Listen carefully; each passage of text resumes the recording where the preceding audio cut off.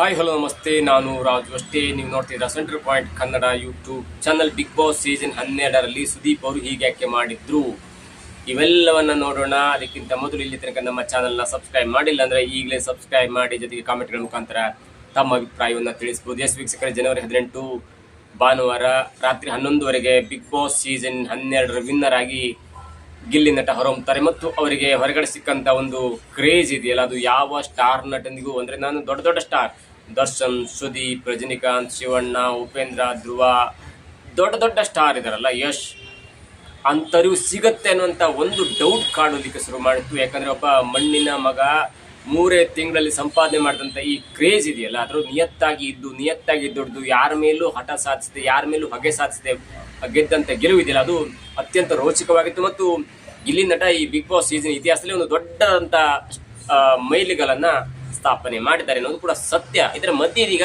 ಸುದೀಪ್ ಅವರು ಈ ಸೀಸನ್ ಹೀಗೆ ಯಾಕೆ ಮಾಡಿದ್ರು ಎನ್ನುವಂಥ ಒಂದು 10 ಪ್ರಶ್ನೆಗಳು ಸೋಷಿಯಲ್ ಮೀಡಿಯಾದಲ್ಲಿ ಹರಿದಾಡ್ತಿದೆ. ಎಸ್, ಅಫ್ಕೋರ್ಸ್ ನನಗೂ ಕೂಡ ಅದು ಕಾಡಿದ್ದು ಸತ್ಯ. ಒಂದೊಂದಾಗಿ ಮಾತಾಡ್ತಾ ಹೋಗೋಣ. ಅದಾದ ನಂತರ ಒಂದು ಕಂಪ್ಲೀಟ್ ಅದರ ಡಿಸಿಷನ್ಗೆ ಅಥವಾ ಅದನ್ನು ಬಿಟ್ಬಿಡೋಣ, ಜನರಿಗೆ ಬಿಟ್ಬಿಡೋಣ. ನೋಡಿ, ಬಿಗ್ ಬಾಸ್ನಲ್ಲಿ 19 ಜನ ಬಿಗ್ ಬಾಸ್ ಮನೆ ಒಳಗಡೆ ಬರ್ತಾರೆ. ಅದಾದ ನಂತರ ಬಂದ ಮೊದಲನೇ ದಿನವೇ ರಕ್ಷಿತ್ ಶೆಟ್ಟಿಯನ್ನು ಹೊರಗೆ ಹಾಕ್ತಾರೆ. ಅದಾದ ನಂತರ ಅದು ಬೇರೆ ಬೇರೆ ಥರ ಆಗುತ್ತೆ. ಅಲ್ಲಿಂದ ಸ್ಟಾರ್ಟ್ ಆದಂಥ ಅಶ್ವಿನಿ ಮತ್ತು ರಕ್ಷಿತ್ ಅವರ ಈ ಜಗಳ ಕೊನೆ ತನಕ ಒಂದು ಮುಂದುವರುತ್ತೆ. ಅದು ಎಲ್ಲೂ ಕೂಡ ಸುದೀಪ್ ಅವರು ಅಶ್ವಿನಿ ಅವರಿಗೆ ಕ್ಲಾಸ್ ತೆಗೆದುಕೊಳ್ಳುವಂಥ ಒಂದೇ ಒಂದು ಹಂತಕ್ಕೆ ಹೋಗಿಲ್ಲ. ಏಕವಚನ ಬಹುವಚನ ಆಡ್ಬೋದು, ಅದು ನಿಮ್ಮಿಷ್ಟ ಅನ್ನುವಂಥ ಮಾತನ್ನು ಹೇಳಿದ್ರೆ ಹೊರತು ಅವರು ಕೆಲವೊಂದು ವರ್ಡ್ಗಳನ್ನಿಟ್ಟು ಇಲ್ಲಿ ತನಕ ಕ್ವಶನ್ ಮಾಡಿರಲಿಲ್ಲ. ಅದರಾಗೆ ಮೊದಲಾಗಿ ಎಸ್ ಕ್ಯಾಟಗರಿ ಅನ್ನುವಂಥ ಒಂದು ಪದ ತುಂಬ ದೊಡ್ಡದಾಗಿ ಅದು ಸದ್ದು ಮಾಡ್ತು. ಒಂದು ವೇಳೆ ಅದನ್ನು ಅಲ್ಲೇ ಕ್ಲಿಯರಿಫಿಕೇಶನ್ ಕೊಟ್ಟಿದ್ರೆ ಇಲ್ಲಿ ತನಕ ಬರ್ತಾ ಇರಲಿಲ್ಲ. ಯಾಕಂದ್ರೆ ಎಸ್ ಕ್ಯಾಟಗರಿ ಪದ ದೊಡ್ಡದಾಗಿ ಸದ್ದು ಮಾಡ್ತಿದೆ ಅನ್ನೋದು ಕೂಡ ಅವ್ರಿಗೆ ಗೊತ್ತಿರಲಿಲ್ಲ. ಹಾಗಾಗಿ ಸುದೀಪ್ ಅವರು ನೇರವಾಗಿ ಕ್ವಶನ್ ಕೇಳಿದ್ರೆ ಈಗ ಹೇಳ್ತಿರುವಂತ ಪದ ಶೌಟಿಂಗ್ ಎನ್ನುವಂಥ ಪದ ಆಗ ಹೇಳ್ತಿರ್ಲಿಲ್ಲ. ಯಾಕಂದ್ರೆ ಅದು ಸಡನ್ ಆಗಿ ಬಂದ ಕಾರಣಕ್ಕಾಗಿ ಅವ್ರಿಗೆ ಅಷ್ಟು ಹೇಳಿದ್ದನ್ನ ತಿರ್ಚುವಂತ ಪ್ರಯತ್ನ ಮಾಡ್ಲಿಕ್ಕೆ ಸಾಧ್ಯವಾಗ್ತಿರ್ಲಿಲ್ಲ. ಯಾಕಂದ್ರೆ ಎಸ್ ಕ್ಯಾಟಗರಿ ಕೂಡ ಅವ್ರ ಮೈಂಡಲ್ಲಿ ಏನೋ ಒಂದು ಅಂದಿರ್ತಾರೆ, ಅದು ಸುದೀಪ್ ಅವ್ರಿಗೆ ಗೊತ್ತಿರುತ್ತೆ. ಸಡನ್ ಆಗಿ ಏನೋ ಮಾತಾಡ್ತಾ ಎಸ್ ಕ್ಯಾಟಗರಿಯನ್ನು ಕೇಳಿದಾಗ ಅಶ್ವಿನಿ ಅವರು ಕೂಡ ಅದು ಅರ್ಥ ಆಗದೆ ಸತ್ಯವನ್ನು ಒಪ್ಕೊಳ್ಳುವಂಥ ಚಾನ್ಸಸ್ ಇತ್ತು. ಆದರೆ ಈಗ ಬಂದದ್ದು ಶೌಟಿಂಗ್ ಅನ್ನುವಂಥ ಪದವನ್ನು ಹೇಳ್ತಾ ಇದ್ರೆ ಅದಕ್ಕೆ ತುಂಬಾ ಕಾರಣ ಇದೆ. ಯಾಕಂದ್ರೆ ಅದು ಯಾರು ಗೈಡ್ ಮಾಡಿರ್ತಾರೆ ಅಥವಾ ಅದು ಸತ್ಯವು ಎಸ್ ಕ್ಯಾಟಗರಿ ಎನ್ನುವುದು ಶೌಟಿಂಗ್ ಅನ್ನೋ ಪದ ಆಗಿದ್ರೆ ಅದನ್ನ ಅಶ್ವಿನಿ ಅವರು ಕೂಡ ಹೇಳ್ತಾ ಇದ್ರು. ಆದ್ರೆ ಅದನ್ನ ಬಾಯಿ ಬಿಡಿಸುವಂತ ಕೆಲಸ ಮಾಡಿರಲಿಲ್ಲ. ಮತ್ತು ಸುದೀಪ್ ಅವರು ಅದನ್ನ ಸಿಂಪ್ಲಿ ಅನ್ನುವಂಥ ಮಾತನ್ನು ಹೇಳಿದ್ರೆ ಅದಕ್ಕೆ ನಾನು ಉತ್ತರ ಕೊಡ್ಲಿಕ್ಕೆ ಆಗ್ತಿರಲಿಲ್ಲ, ಅದಕ್ಕೆ ಅದನ್ನ ಹಾಗೆ ಬಿಟ್ಬಿಟ್ಟೆ ಅನ್ನುವಂಥ ಮಾತನ್ನು ಹೇಳ್ತಾರೆ. ಜೊತೆಗಾಗಿ ಅಲ್ಲಿ ಬಣ್ಣದ ವಿಚಾರವನ್ನು ಕೂಡ ತೆಗಿತಾರೆ. ಕಪ್ಪಗಿರುವಂತ ಕಾರಣಕ್ಕಾಗಿ ಅಮಾವಾಸ್ಯೆ ಅನ್ನುವಂಥ ಮಾತು ಕೂಡ ಹೇಳ್ತಾರೆ ಅನ್ನೋ ಕೂಡ ನನ್ನ ಅಭಿಪ್ರಾಯ. ಬಟ್ ಗೊತ್ತಿಲ್ಲ ಯಾಕೆ ಅಮಾವಾಸ್ಯೆ ಅಂದ್ರು ಅಂತ. ಅಮಾವಾಸ್ಯೆ ಅಂತಾರೆ, ಎಲ್ಲಿಂದ ಬಂದಿದ್ಯಾ ಗೊತ್ತು ಅಂತಾರೆ. ಅದಾದ ನಂತರ ಗಿಲ್ಲಿಗೆ ಸ್ಪೈನಲ್ ಕಾರ್ಡ್ ಇಲ್ದವ ಎನ್ನುವಂಥ ಮಾತು ಹೇಳಿ ಬಾಡಿ ಶೇಮಿಂಗ್ ಮಾಡ್ತಾರೆ. ಏಕವಚನ ಅಂತಾರೆ, ಮುಚ್ಕೊಂಡು ಹೋಗು ಅಂತಾರೆ. ಯಾವುದನ್ನು ಕೂಡ ಸುದೀಪ್ ಅವರು ಏಕವಚನ ಬಹುವಚನ ಓಕೆ, ಆದರೆ ಈ ಬೀಟ್ ಸೌಂಡ್ ಹಾಕುವಂಥ ಪದವನ್ನ ಹೇಳಿದ್ರು ಕೂಡ ಅದನ್ನ ಅವರು ಪ್ರಶ್ನೆ ಮಾಡಿಲ್ಲ. ಇದು ದೊಡ್ಡ ಸದ್ದನ್ನು ಮಾಡಿದೆ. ಮತ್ತು ಬಿಗ್ ಬಾಸ್ ಸೀಸನ್ 12ರ ಒಂದು ದೊಡ್ಡದಂತ ಕಪ್ಪು ಚುಕ್ಕಿ ಅಂತ ಹೇಳ್ಬೋದು. ಕೊನೆಯ 2 ವಾರದಲ್ಲಿ ಅಂದರೆ ಸೆಕೆಂಡ್ನಾಗಿ ನೋಡ್ತಾ ಹೋದ್ರೆ ಕೊನೆಯ 2 ವಾರದಲ್ಲಿ ಧ್ರುವಂತ್ ಮತ್ತು ಅಶ್ವಿನಿ ಅವರಿಗೆ ಕೊಟ್ಟಂತ ಮಿತಿಮೀರಿದ ಹೈಪ್ ಇದೆಯಲ್ಲ, ಪ್ರೇಜ್ ಇದೆಯಲ್ಲ, ಅದು ಎಲ್ಲೋ ಒಂದು ಕಡೆ ಸಂಶಯವನ್ನು ಉಂಟು ಮಾಡ್ತು. ಓಕೆ, ಚಾನಲ್ TRPಯನ್ನು ನೀವು ಜಾಸ್ತಿ ಮಾಡಬೇಕು ಅನ್ನೋಂಥ ಕಾರಣಕ್ಕಾಗಿ ಓಕೆ ಟ್ವಿಸ್ಟ್ ಇಡೋ ಸಹಜ. ಆದರೆ ಕೆಲವೊಂದು ಟ್ವಿಸ್ಟ್ ಇಟ್ಟು ಕೆಲವೊಂದನ್ನು ಅಲ್ಲೇ ಸರಿ ಮಾಡಿದ್ರೆ ಇದು ಇಷ್ಟು ತನಕ ಆಗ್ತಿರಲಿಲ್ಲ. ಮತ್ತು ಹೊರಗಡೆ ಇಷ್ಟು ದೊಡ್ಡ ಗೊಂದಲ ಕೂಡ ಆಗ್ತಿರ್ಲಿಲ್ಲ. ಕೊನೆಗೆ ನೀವು ಸುಮ್ಮನಿದ್ದಂಥ ವ್ಯಕ್ತಿಗಳ ನಿಮ್ಮ ಮೇಲೆ ಮುಗಿಬಿಡುವಂಥ ಪರಿಸ್ಥಿತಿನೂ ಕೂಡ ಬರ್ತಾ ಇರಲಿಲ್ಲ. ಕೊನೆಗೆ ಯಾರ ಮೇಲೆ ಬಂತು? ಅದು ಸುದೀಪ್ ಅವ್ರ ಮೇಲೆ ಬಂತು. ನನಗೆ 80 ಕೋಟಿ 90 ಕೋಟಿ ವೋಟ್ ಬಂತು, ಆದರೂ ಕೂಡ ಸುದೀಪ್ ಅವ್ರನ್ನ ನನಗೆ ಗೆಲ್ಸಿಲ್ಲ. ಇದು ಮಹಾಮೋಸ, ಸುದೀಪ್ ಅಣ್ಣ ಹೀಗೆ ಮಾಡ್ತಾರಂತ ತಿಳ್ಕೊಳ್ತಿರ್ಲಿಲ್ಲ ಅನ್ನುವಂಥ ಮಾತನ್ನು ಕೂಡ ಅವರೇ ಹೇಳ್ಬಿಟ್ರು. ಅಷ್ಟರ ಮಟ್ಟಿಗೆ ಸುದೀಪ್ ಅವರು ಕೂಡ ಇಲ್ಲಿ ಒಂದು ಬೇರೆ ಸ್ಥಾನದಲ್ಲಿ ನಿಂತುಬಿಟ್ರು ಈ ವಿಷಯದಲ್ಲಿ. ಜಾಸ್ತಿ ಸಲ ಕ್ಯಾಪ್ಟನ್ ಆದಂತ ಇದು ಮುಖ್ಯವಾದಂಥ ವಿಚಾರ. ನೋಡಿ, 3ನೇದಾಗಿ ಟಾಸ್ಕ್ ಅಂತ ಬಂದಾಗ ಧನುಷ್ ಆಡಿದ್ರು, ಶೈನ್ ಶೆಟ್ಟಿ ಆಡಿದ್ರು, ಬೇರೆ ಬೇರೆಯವರು ಆಡಿದ್ರು. ಆ ಆಟದ ಮುಖಾಂತರ ಗೆದ್ದಿದ್ರು. ದೀಪಿಕಾ ದಾಸ್ ಆಡಿದ್ರು, ಸಂಗೀತಾ ಶೃಂಗೇರಿ ಅವರು ಆಡಿದ್ರು. ಸಂಗೀತಾ ಶೃಂಗೇರಿ ಮುಂದೆ ಅಶ್ವಿನಿ ಅವರು ಯಾವ ಲೆಕ್ಕನೂ ಇಲ್ಲ, ಅಷ್ಟು ಚೆನ್ನಾಗಿ ಆಡಿದ್ರು ಅವರು. ದೀಪಿಕಾ ದಾಸ್ ಕೂಡ ತುಂಬಾ ಚೆನ್ನಾಗಿ ಆಡಿದ್ರು, ಅವರನ್ನೇ ಗೆಲ್ಲಿಸಲಿಲ್ಲ. ಅದು ದೊಡ್ಡ ಕ್ವಶನ್ ಆಯ್ತು. ಯಾಕಂದ್ರೆ ಟಾಸ್ಕ್ ಮುಖ್ಯ ಅಲ್ಲ ಅಂತಿದ್ರೆ ನೋಡಿ, ಧನುಷ್ ಅವರು 3-4 ಸಲ ಕ್ಯಾಪ್ಟನ್ ಆಗ್ತಾರೆ.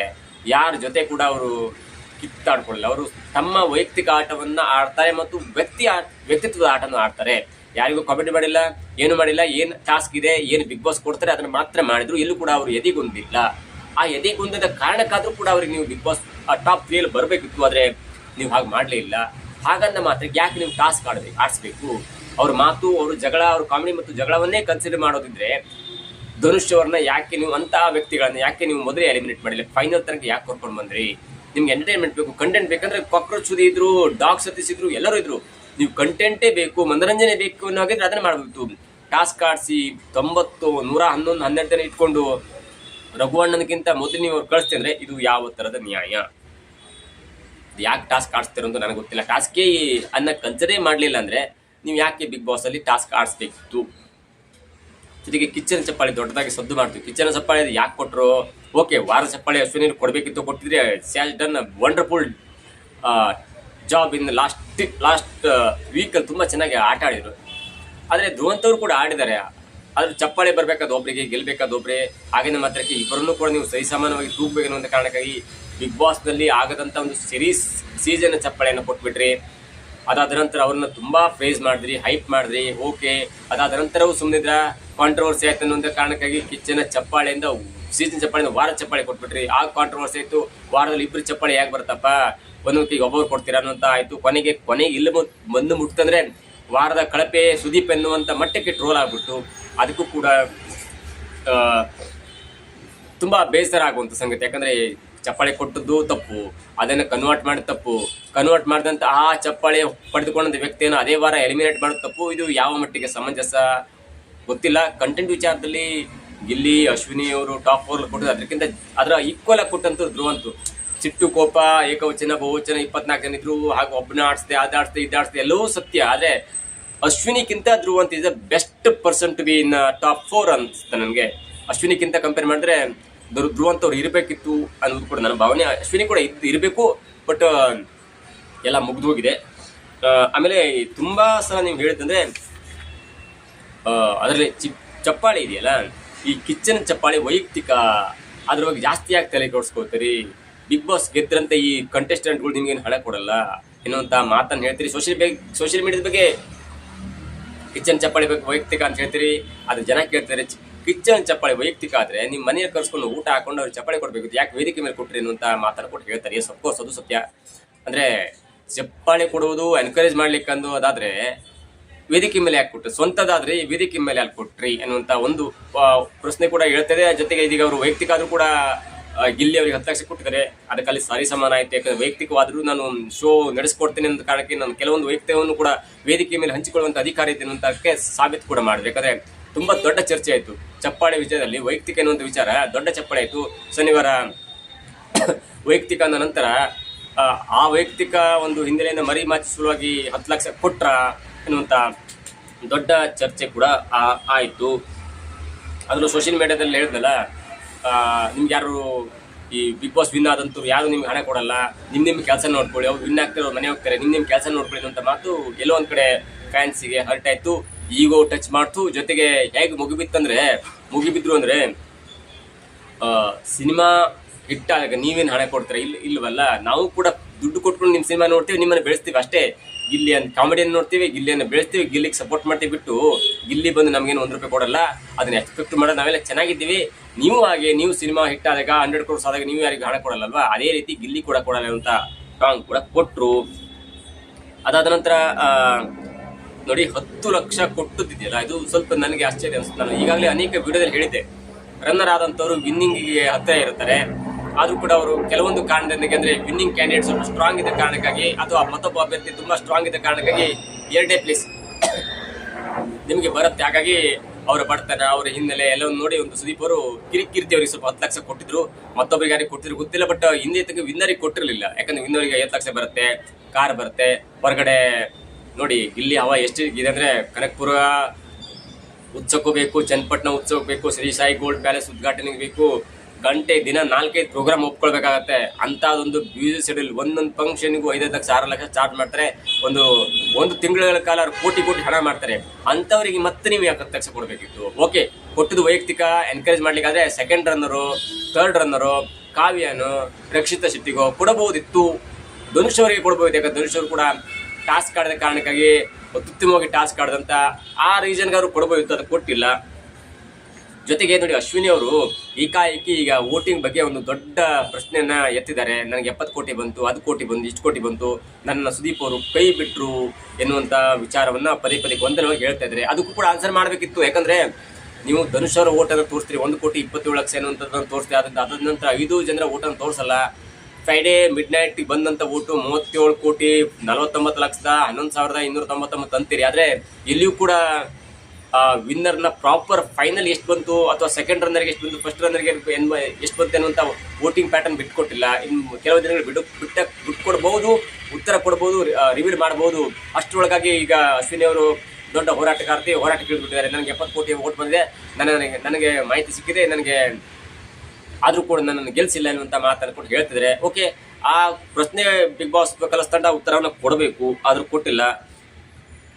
ಆದರೆ ಈ ಸೀಸನ್ ನಲ್ಲಿ 12 ಸೀಸನ್ ನಲ್ಲಿ ಶ್ರುತಿ ಅವರನ್ನು ಬಿಟ್ಟು, ಮೇಬಿ 3rd ಸೀಸನ್ ನಲ್ಲಿ ಶ್ರುತಿ ಅವರನ್ನು ಬಿಟ್ಟು ಇಲ್ಲೇ ತನಕ ಒಬ್ಬರನ್ನು ಕೂಡ ಮಹಿಳೆಯರನ್ನ ಗೆಲ್ಲಿಸುವಂತ ಪ್ರಯತ್ನನೇ ಮಾಡಿಲ್ಲ. ಅಶ್ವಿನಿ ಅವರಿಗಿಂತ ತುಂಬಾ ಚೆನ್ನಾಗಿ ಆಡಿದಂತ ಸಂಗೀತಾ ಶೃಂಗೇರಿ ಇದ್ರು, ದೀಪಿಕಾ ದಾಸ್ ಇದ್ರು, ತುಂಬಾ ದೊಡ್ಡ ಟಾಸ್ಕ್ ಆಡಿದಂತ ಗಟ್ಟಿಗಿತ್ತಿಯರಿದ್ರು. ನೀವು ಕಂಪೇರ್ ಮಾಡಿದ್ರೆ ಅಶ್ವಿನಿ ಗೌಡ ಎಲ್ಲೂ ಇಲ್ಲ, ಅಂತ ಒಂದು ಆಟವನ್ನು ಆಡದಂತವ್ರು ಇದ್ರು. ಆದ್ರೆ ಎಲ್ಲಿಯೂ ಕೂಡ ಅಂತ ವ್ಯಕ್ತಿಗಳನ್ನ ಗೆಲ್ಸುವಂತ ಪ್ರಯತ್ನನೇ ಮಾಡಿಲ್ಲ. ಸ್ಟಾರ್ ಗಿರಿನೋ ಅಥವಾ ಬೇರೆ ಬೇರೆ ಪ್ಲಾನ್ ಮುಖಾಂತರ ಏನೋ ಒಂದು ತಲ್ಲಿಟ್ಕೊಂಡು ನೀವು ಗೆಲ್ಲಿಸಿದ್ರಿ. ಅದು ಈಗ ಗೊಂದಲ. ನೀವು ಮಹಿಳೆಯರನ್ನ ಗೆಲ್ಸಿಲ್ಲ ಅಂದ್ಮೇಲೆ ಮಹಿಳೆಯರನ್ನ ಯಾಕೆ ಕರ್ಕೊಡ್ಬೇಕು? ಅಶ್ವಿನಿ ಕೇಳ್ತಾ ಇದ್ರೆ ನಾವು ಕೂಡ ಅನೇಕ ವಿಡಿಯೋಗಳ ಎದುರು ಹೇಳಿದ್ವಿ, ಮಹಿಳೆಯರನ್ನ ಗೆಲ್ಸಿಲ್ಲ ಅಂದ್ರೆ ಮಹಿಳೆಯರನ್ನ ಯಾಕೆ ಕರ್ಕೊಳ್ಬೇಕು? 12 ಸೀಸನ್ ನಲ್ಲಿ 200-205 ಜನ ನೀವು ಕಂಟೆಸ್ಟೆಂಟ್ಗಳನ್ನ ಒಳಗಡೆ ಕರೆದು ಅದರಲ್ಲಿ ಮೋರ್ ದೆನ್ 50 100-120 ಜನ ಮಹಿಳೆಯರನ್ನ ಕರ್ಕೊಂಡು ಒಬ್ಬರನ್ನು ಗೆಲ್ಸಿಲ್ಲ. ಅದು ಅಶ್ವಿನಿ ಶ್ರುತಿ ಅವರನ್ನ ಗೆಲ್ಸಿದೆ ಒಂದು ಪವಾಡ್ ಎನ್ನುವಂತ ದೃಷ್ಟಿಯಲ್ಲಿ ನೀವು ಗೆಲ್ಸ್ಬಿಟ್ರಿ. ಅದಕ್ಕೆ ಬೇರೆ ಬೇರೆಯಾದ ಕಾರಣ ಇತ್ತೋ ಅದು ಗೊತ್ತಿಲ್ಲ. ಆದ್ರೆ ಇಲ್ಲೇ ತನಕ ಟಾಸ್ಕ್ ಆಡಂತ ಮನೋರಂಜನೆ ಮಾಡಿದಂತ ಅನೇಕರನ್ನ ನೀವು ಫೈನಲ್ ತನಕ ಕರ್ಕೋಗಿಲ್ಲ. ರಕ್ಷಿತ್ ಶೆಟ್ಟಿ ಅವ್ರನ್ನ ಕರ್ಕೋಗಿದೆ ಒಂದು ಆಶ್ಚರ್ಯ ಅನ್ಸ್ಬಿಡ್ತು ನನಗೊಂದ್ಸಲ. ಯಾಕಂದ್ರೆ ನೀವು ಏನಾದ್ರು ಅಶ್ವಿನಿ ಅವರು ಇಲ್ಲ ಅಂದಿದ್ರೆ ರಕ್ಷಿತ್ ಶೆಟ್ಟಿನ ಕರ್ಕೊ ಹೋಗ್ತಿರ್ಲಿಲ್ಲ. ಯಾಕಂದ್ರೆ ಅಶ್ವಿನಿ ನೀವು 3ನೇ ಸ್ಥಾನ ಕೊಡ್ಬೇಕಿತ್ತು, ಅವ್ರಿಗಿಂತ ಮೇಲ್ ಸ್ಥಾನ ಕೊಡ್ಬೇಕಿತ್ತು ಅನ್ನೋ ಕಾರಣಕ್ಕೆ ರಕ್ಷಿತ್ ಶೆಟ್ಟಿ ಅವ್ರನ್ನ ಕರ್ಕೊಂಡು ಕೂರಿಸಿದ್ರಿ ಅನ್ನೋದು ನನ್ನ ಭಾವನೆ. ಇಲ್ಲಾಂದ್ರೆ ಅಶ್ವಿನಿ ಇಲ್ಲ ಅಂದಿದ್ರೆ ನೀವು ರಕ್ಷಿತ್ ಶೆಟ್ಟಿನ ಹತ್ರ ಬಿಟ್ಕೊಡ್ತಿರಲಿಲ್ಲ. ಮತ್ತಾರೋ ಹುಡುಗನು ಮತ್ತಾರೋ ಸ್ಟ್ರಾಂಗ್ ಕಂಟೆಸ್ಟೆಂಟ್ಗಳನ್ನ ನೀವು ರನ್ನರ್ ಅಪ್ ಮಾಡ್ತಿದ್ರಿ. ಹಾಗಾಗಿ ನೀವು ಮಹಿಳೆಯರನ್ನ ಗೆಲ್ಲಿಸಲಿಲ್ಲ ಅಂದ್ರೆ ಯಾಕೆ? ಕನ್ನಡದಲ್ಲಿ ತಮಿಳು, ತೆಲುಗು, ಮಲಯಾಳಂ ಮಹಿಳೆಯರು ತುಂಬಾ ಜನ ಗೆದ್ದಿದ್ದಾರೆ, ಹಿಂದಿನ ಕಡೆ ಗೆದ್ದಿದ್ದಾರೆ. ಆದ್ರೆ ಕನ್ನಡದ ಮಟ್ಟಿಗೆ ಶ್ರುತಿ ಅವ್ರನ್ನ ಬಿಟ್ಟು ಶ್ರುತಿ ಅವ್ರಿಗೆ ಗೆದ್ದಿದ್ದು ಕೂಡ ದೊಡ್ಡ ಕ್ವಶನ್ ಮಾರ್ಕ್ ಇದೆ. ಯಾಕೆ ಮಹಿಳೆಯರನ್ನ ನೀವು ಗೆಲ್ಲಿಸಿಲ್ಲ? ಇದು ಕೂಡ ಸುದೀಪ್ ಅವರು ಹೀಗ್ಯಾಕೆ ಮಾಡ್ಬಿಟ್ರಿ ಎನ್ನುವಂತ ಒಂದು ಹೆಡ್ಲೈನ್ಸ್ ಅಡಿಯಲ್ಲಿ ನಾವು ಕೇಳ್ತಾ ಇರುವಂತೆ ಮತ್ತು ಸೋಷಿಯಲ್ ಮೀಡಿಯಾದಲ್ಲಿ ಅಡ್ಡಾಡ್ತಿರುವಂತ ದೊಡ್ಡ ಪ್ರಶ್ನೆ ಆಗಿದೆ. ಇನ್ನು ಮುಂದಾದ್ರೂ ಕೂಡ ಹುಡುಗಿಯರನ್ನ ಮಹಿಳೆಯರನ್ನ ಗೆಲ್ಲಿಸಿಲ್ಲ ಅಂದ್ರೆ ನಿಜಕ್ಕೂ ಇದು ಒನ್ವೆ ಆಗುತ್ತೆ. ನೀವು ಸಮಾಜಕ್ಕೆ ದೊಡ್ಡ ಸಂದೇಶವನ್ನು ಕೊಡುವಂಥ ವ್ಯಕ್ತಿಗಳು, ಸಮಾಜಕ್ಕೆ ಮಾದರಿಯಾಗುವಂಥ ವ್ಯಕ್ತಿಗಳು. ಸೀರಿಯಲ್ ಅಂದ ಕೂಡ ಅಲ್ಲಿ ಮೋರ್ ದನ್ 60-70% ಹುಡುಗಿಯರು ಇರ್ತಾರೆ. ಅವರನ್ನ ನೀವು ಹೈಲೈಟ್ ಮಾಡುವಂಥವ್ರು. ಒಂದು ಆಟ ಅಂತ ಬಂದಾಗ, ಫಿಸಿಕಲ್ ಟಾಸ್ಕ್ ಅಂತ ಬಂದಾಗ, ಅಥವಾ ಒಂದು ಜನಪ್ರಿಯ ಶೋ ಅಂತ ಬಂದಾಗ ಮಹಿಳೆಯರನ್ನ ಬಿಟ್ಟು ಹುಡುಗರನ್ನ ಗೆಲ್ಸ್ತಾ ಹೋದ್ರೆ ಎಲ್ಲೋ ಒಂದ್ ಕಡೆ ಗೊಂದಲ ಆಗುತ್ತೆ. ಅಶ್ವಿನಿ ಅವರು ಕೇಳಿದಂತ 2 ಪ್ರಶ್ನೆ ಇದೆಯಲ್ಲ, ಒಂದು ವೋಟಿಂಗ್ ಪ್ಯಾಟರ್ನ್ ಮತ್ತು ಮಹಿಳೆಯರನ್ನ ಗೆಲ್ಸಲಿಲ್ಲ ಎನ್ನುವಂತ ಮಾತು, ಇವೆಲ್ಲಕ್ಕೂ ಕೂಡ ಸುದೀಪ್ ಅವರು ಉತ್ತರ ಕೊಡಬೇಕು. ಸುದೀಪ್ ಅವರು ಉತ್ತರ ಕೊಟ್ಟಿಲ್ಲ ಅಂದ್ರೆ ಕಲರ್ಸ್ ಕನ್ನಡ ಕೂಡ ಉತ್ತರ ಕೊಡ್ಬೇಕಾಗತ್ತೆ. ಇಲ್ಲಾಂದ್ರೆ ಮತ್ತೊಂದು ಆಪಾದನೆ ಬಿದ್ದಂಗಾಗತ್ತೆ. ಈಗ ಗಿಲ್ಲಿ ಗೆದ್ದುದ್ರಿಂದ ಯಾವುದು ಕೂಡ ಬಿಗ್ ಬಾಸ್ ಮೇಲೆ ಬಂದಿಲ್ಲ. ಆದ್ರೆ ಈಗ ಒಂದು ವೇಳೆ ಬೇರೆ ಏನಾದ್ರೂ ಆಗಿದ್ರೆ ದೊಡ್ಡ ಆಪಾದನೆ ಆಗ್ತಿತ್ತು, ಬಿಗ್ ಬಾಸ್ ಮೇಲೆ ದೊಡ್ಡ ಕಪ್ಪು ಚುಕ್ಕಿ ಆಗ್ತಿತ್ತು. ಹೀಗಾಗಿ ಸುದೀಪ್ ಅವರು ಇನ್ನು ಮುಂದಿನ ದಿನಗಳಲ್ಲಿ ಹೀಗೆ ಮಾಡಲ್ಲ ಅನ್ನುವಂತ ನಂಬಿಕೆ ಕೂಡ ನಮಗಿದೆ. ಜೊತೆಗೆ ಸೋಷಿಯಲ್ ಮೀಡಿಯಾದಲ್ಲಿ ಏನೇ ಹರಿದಾಡಿದ್ರು ಕೂಡ ಅದನ್ನ ಟಾಂಗ್ ಕೊಟ್ರೆ ಸರಿಯಾಗಿ ಕೊಡ್ಬೇಕಿಲ್ಲ, ತಲೆ ಕೊಡ್ಸ್ಕೊಳ್ಬೇಡ ಒಂದ್ಸಲ ಹೇಳ್ತೀರಿ. ಮತ್ತು ಪ್ರತಿಯೊಂದು ಮಾತನ್ನು ಕೂಡ ಸೋಷಿಯಲ್ ಮೀಡಿಯಾದ ಬಗ್ಗೆ ಮಾತನಾಡುವವರಿಗೆ ಮತ್ತು ಟಾಂಗ್ ಕೊಡುವ ರೀತಿಯಲ್ಲಿ ನೀವು ಪ್ರಯತ್ನ ಮಾಡ್ತಾನೆ ಇದ್ರಿ. ಅದು ಕೂಡ ದ್ವಂದ್ವ ಅನ್ಸುತ್ತೆ. ನೀವು ಸೋಷಿಯಲ್ ಮೀಡಿಯಾದಲ್ಲಿ ಬರುವಂತ ಕಾಮೆಂಟ್ಸ್ ಅನ್ನ ನಿಮ್ಗೆ ಇಷ್ಟ ಇಲ್ಲ ಅಂದ್ರೆ ಅದನ್ನ ಮತ್ತೆ ವೇದಿಕೆಯಲ್ಲಿ ಬಂದು ಅದನ್ನ ಟಾಂಗ್ ಕೊಡುವ ರೀತಿ ಹೇಳೋದು, ಅದಾದ ನಂತರ ಮತ್ತೆ ಅದಕ್ಕೆ ಉತ್ತರ ಕೊಡುವಂಥದ್ದು ಎಲ್ಲವೂ ಕೂಡ ಸ್ವಲ್ಪ ಕ್ವಶನಾರ್ಥಕ ಅಂದ್ರೆ ಪ್ರಶ್ನಾರ್ಥಕ ಚಿಹ್ನೆಯಾಗಿ ಉಳ್ಕೊಂಡಿದೆ. ಮುಂದಿನ ಸೀಸನ್ ಈಗ ಆಗಲೇ ಕೂಡ ನಮ್ಮ ಒಂದು ಕಳಕಳಿಯ ಆತ್ಮವಿಶ್ವಾಸ ಆಗಿದೆ. ನನಗೆ ಸಿಕ್ಕಿರುವಂತ ಒಂದು ಆತ್ಮವಿಶ್ವಾಸ ಆಗಿದೆ. ಮುಂದಿನ ದಿನಗಳಲ್ಲಿ ಬಿಗ್ ಬಾಸ್ ಸೀಸನ್ 13 ಮಹಿಳೆಯರು ವಿನ್ ಆಗೋ ತನಕ ಬಿಡಬಾರ್ದು ಎಂದು ಕೂಡ ನನ್ನ ಕಳಕಳಿಯ ಮನವಿ. ಇದಾಗಿತ್ತು ಇವತ್ತಿನ ವಿಶೇಷ. ನೋಡ್ತಾರೆ centre point Kannada YouTube channel.